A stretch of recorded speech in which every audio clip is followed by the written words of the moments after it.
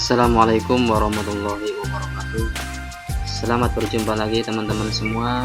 Kali ini kita akan membahas tentang cara mengatasi Windows 10 yang tidak bisa di shutdown. Teman-teman semua, mungkin kita saya yakin udah tahu semua bahwa sejak dirilisnya OS atau operating system Windows 10 ini, antusias user atau antusias masyarakat ini sangat besar, sehingga hampir semua pengguna ini menggunakan Windows 10 ini. Namun kita lupa, kadang tidak disadari bahwa dengan menggunakan Windows 10 juga ini kita sering menginstal berbagai aplikasi yang di luar batas mungkin ya. Terus juga penggunaan aktif dari Windows ini juga kadang kita lupa terkontrol, sehingga langsung ataupun tidak langsung ini menyebabkan permasalahan pada Windows 10 yang kita gunakan.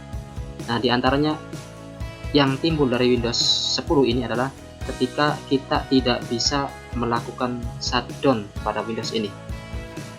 Nah, bagaimana cara mengatasi untuk Windows 10 yang tidak bisa di shutdown ini? Berikut adalah langkah-langkahnya teman-teman. Jadi yang pertama adalah buka kontrol panel. Teman-teman bisa klik di sini, kemudian ketikkan kontrol panel. Kemudian di bagian kontrol panel ini ada beberapa bagian, ada System and Security, Network and Internet, kemudian ada Hardware and Sound. Nah, ini kita klik yang Hardware and Sound. Nah, di bagian Hardware and Sound ini juga terdiri dari beberapa bagian. Klik yang Power Option. Klik Power Option. Nah, setelah itu pilih yang bagian ini, Choose what the power button do. Klik.